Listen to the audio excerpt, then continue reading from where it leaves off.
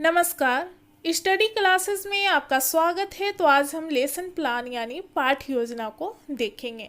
आज का जो विषय है वह है भूगोल, जबकि जिस टॉपिक यानी जिस प्रकरण पर लेसन प्लान बनाना है वह टॉपिक है भूमि, मृदा, जल, प्राकृतिक वनस्पति और वन्य जीवन संसाधन, जो कि क्लास 8 से संबंधित है। सामाजिक विज्ञान पुस्तक के अंतर्गत आप इस टॉपिक को देख सकते हैं।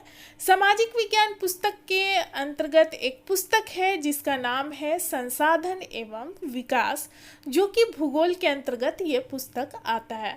आपको ये टॉपिक यानी प्रकरण उस पुस्तक के अंतर्गत देखने को मिल जाएगा।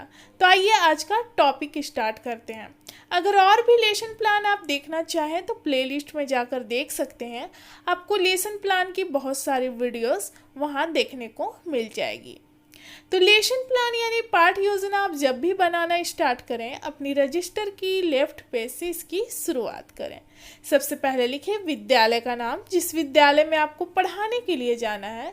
फिर अपना नाम लिखेंगे, फिर आपका क्रमांक यानी रोल नंबर क्या है वो लिखेंगे। विषय यहाँ पर हो जाएगा भूगोल। प्रकरण यानी कि जो टॉपिक आपको मिला है लेसन प्लान बनाने के लिए, तो यहाँ पर है भूमि, मृदा, जल, प्राकृतिक वनस्पति और वन जीवन संसाधन। किस क्लास के लिए है? तो 8 क्लास के लिए। कितने समय तक आपको पढ़ाना है?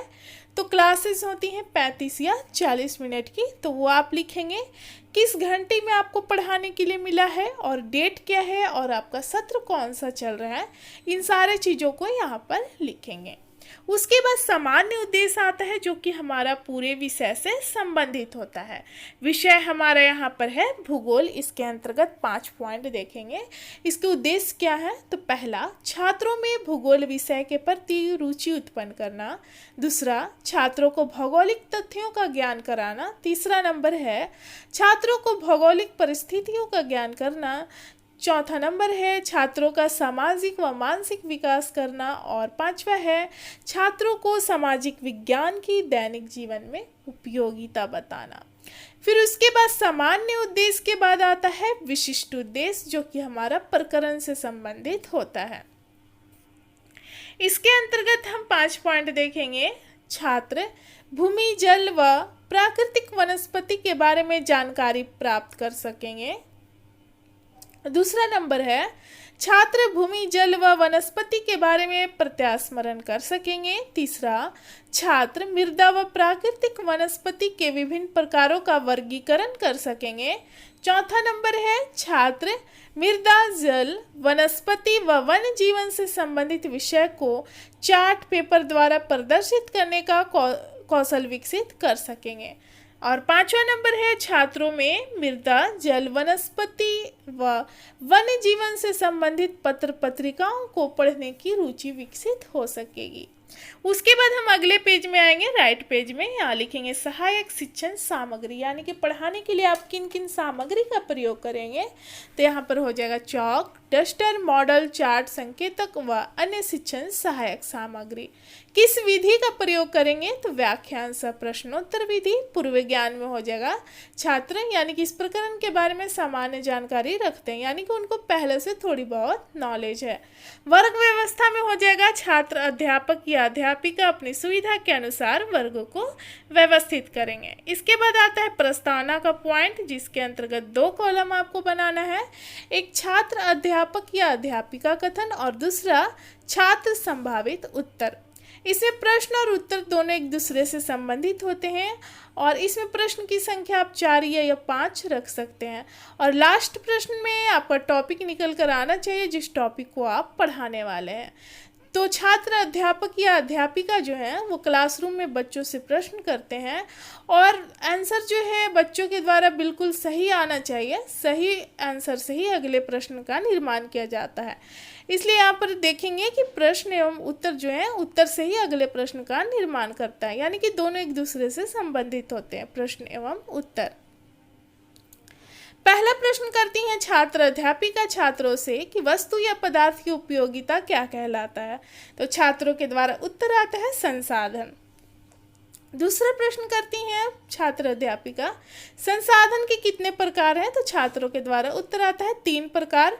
प्राकृतिक संसाधन, मानव निर्मित संसाधन और मानव संसाधन। तीसरा प्रश्न है प्राकृतिक संसाधन के अंतर्गत क्या आता है, तो छात्रों के द्वारा उत्तर आता है भूमि, जल, वनस्पति, वन आदि। चौथा प्रश्न है भूमि, जल, प्राकृतिक वनस्पति व वन्य जीवन के बारे में विस्तार पूर्वक बताएं। तो यहाँ पर छात्र जो है अच्छे से उत्तर नहीं दे पाते हैं, इसलिए हम यहाँ पर समस्यात्मक लिखेंगे और देख सकते हैं हमारा टॉपिक निकल कर आ चुका है। उसके बाद हम आएंगे छात्र अध्यापिका कथन। तो यहाँ पर हो जाएगा यानी कि जो प्रकरण है वो लिखना होता है भूमि, जल, प्राकृतिक वनस्पति व वन्य जीवन संसाधन, और पाठ की उद्घोषणा में हो जाएगा जो प्रकरण है उसके बारे में कि आज हम लोग इस प्रकरण के बारे में विस्तार पूर्वक अध्ययन करेंगे। उसके बाद हम अगले पेज में आएंगे जो कि दोनों साइड का पेज आपको यूज करना है। ये प्रस्तुतिकरण के अंतर्गत आते हैं, इसके अंतर्गत सारे पॉइंट। इसमें आपको 4 कॉलम बनाना है जो कि प्रस्तुतिकरण के अंतर्गत है।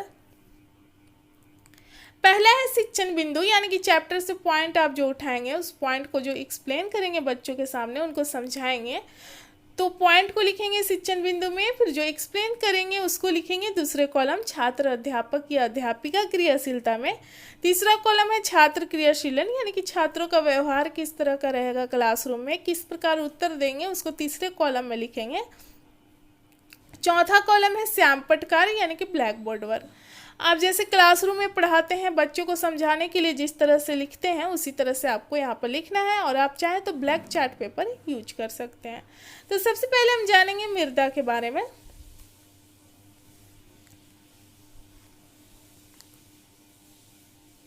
पृथ्वी की ऊपरी सतह पर महीन कणों से बनी हुई पतली परत मृदा मिट्टी कहलाती है। इसमें महीन धूल कण के अलावा रेत, बजरी, कंकड़, पत्थर, खनिज पदार्थ, जीवाश्म पदार्थ, हवा तथा जल आदि पाए जाते हैं। इसके अलावा इसमें पेड़ पौधे एवं जीव जंतु के सड़े गले अवशेष भी पाए जाते हैं, जिससे ह्यूमस का निर्माण होता है। ह्यूमस मृदा को उपजाऊ बनाते हैं। तो इसी से प्रश्न करती हैं छात्र अध्यापिका छात्रों से कि ह्यूमस मृदा को क्या बनाते हैं, तो छात्रों के द्वारा उत्तर आता है उपजाऊ बनाते हैं मृदा को। छात्र क्रियाशीलन में देख सकते हैं कि छात्र ध्यानपूर्वक कक्षा में छात्र अध्यापिका द्वारा पढ़ाए जा रहे कथनों को सुनेंगे। श्याम पटकार में देख सकते हैं यहाँ पर मृदा के बारे में कि पृथ्वी के ऊपरी सतह पर महीन कणों से बनी हुई पतली परत मृदा कहलाती है। अब शिक्षण बिंदु के अंतर्गत दूसरा पॉइंट देखेंगे। आप कम से कम 4 पॉइंट रख सकते हैं, तो 2 पॉइंट को इस पेज में देखेंगे और अगले पेज में 2 पॉइंट देखेंगे। उसके बाद है जल। जल के बारे में जानेंगे। जल या पानी एक आम रासायनिक पदार्थ है जिसका अणु 2 हाइड्रोजन परमाणु और 1 ऑक्सीजन परमाणु से बना है। यह सारे प्राणियों के जीवन का आधार है। प्रायः जल शब्द का प्रयोग द्रव्य अवस्था के लिए उपयोग में लाया जाता है, पर यह ठोस अवस्था में बर्फ के रूप में और गैसीय अवस्था में भाप या जल वाष्प के रूप में पाया जाता है। जल हमें नदी, झरना, तालाब, कुआं, हैंडपंप आदि से प्राप्त होती है। पीने के लिए हमें शुद्ध जल की आवश्यकता होती है। दूषित जल से कई प्रकार की बीमारियां हो जाती हैं। जल हमें दूषित अवस्था में प्राप्त होता है, इसे उबाल कर और छान कर प्रयोग करना चाहिए पीने के लिए। एक्सप्लेन करने के बाद छात्र अध्यापिका इसी से प्रश्न करती हैं जो कि बोधात्मक प्रश्न के रूप में देखते हैं। प्रश्न है जल का प्रयोग किन किन कामों में किया जाता है, तो छात्रों के द्वारा उत्तर आता है खाना बनाने, सिंचाई करने व कपड़ा धोने आदि में इसका इस्तेमाल किया जाता है। श्याम पटकार में देखेंगे रासायनिक पदार्थ है और यह 2 हाइड्रोजन परमाणु और 1 ऑक्सीजन परमाणु से मिलकर बना है, जिसे H2O के रूप में हम देखते हैं। इसके बाद हम अगले पेज में आएंगे। तीसरा शिक्षण बिंदु के अंतर्गत पॉइंट देखेंगे प्राकृतिक वनस्पति।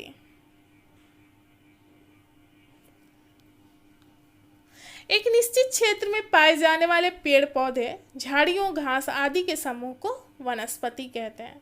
प्रायः जो वनस्पतियां मानव की सहायता के बिना उगती और बढ़ती है प्राकृतिक वनस्पति कहलाती है।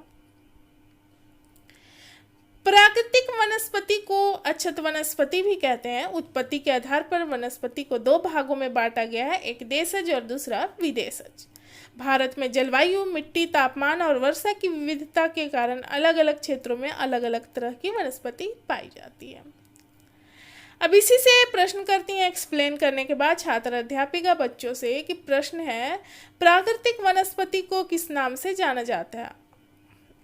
तो छात्रों के द्वारा उत्तर आता है जो इसका अन्य नाम है इसे अक्षत वनस्पति के नाम से भी जाना जाता है।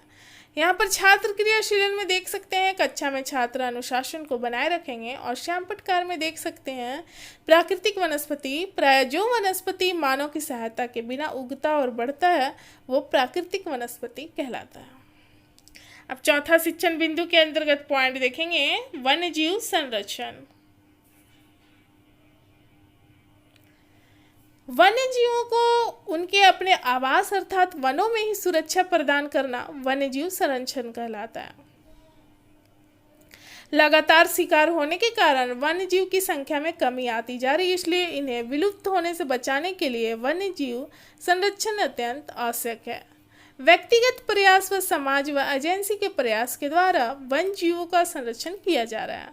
सरकार द्वारा भी अनेक वन्य जीव अभयारण्य का निर्माण करवाकर वन्य जीवों को सुरक्षा प्रदान की जा रही है। वन्य जीव संरक्षण से जीव की विभिन्न प्रजातियों को विलुप्त होने से बचाया जा रहा है, जिससे पर्यावरण के साथ परितंत्र को भी संतुलित रखा जा सके। एक्सप्लेन करने के बाद छात्र अध्यापिका बच्चों से प्रश्न करती हैं जो कि बोधात्मक प्रश्न के रूप में देखेंगे। राष्ट्रीय उद्यान क्यों बनाए जाते हैं? तो छात्रों के द्वारा उत्तर आता है वन्य जीव के संरक्षण के लिए। श्याम पटकार में देख सकते हैं वन्य जीव संरक्षण वन्य जीवों को उनके अपने आवास अर्थात वनों में ही सुरक्षा प्रदान करना वन्य जीव संरक्षण कहलाता है। तो जो प्रस्तुतिकरण के अंतर्गत पॉइंट था यहाँ पर समाप्त हो जाएगा। फिर अगले पेज में हम आएंगे, यहाँ पर मूल्यांकन करेंगे। पढ़ाने के बाद मूल्यांकन करना जरूरी होता है। मूल्यांकन के आधार पर ही एक शिक्षक पता लगा सकते हैं कि जो भी पढ़ाया गया है छात्रों को उनको समझ में आया है या नहीं। ये प्रश्न की संख्या आप 4 या 5 रख सकते हैं और ये प्रश्न क्लासरूम में ही किया जाता है और बच्चे इसका उत्तर जो है क्लासरूम में ही देंगे। प्रश्न है मृदा क्या है, दूसरा प्रश्न है जल क्या है, तीसरा प्रश्न है दूषित जल पीने से क्या होता है, चौथा प्रश्न है प्राकृतिक वनस्पति क्या है और पांचवा वन्य जीव संरक्षण क्या है।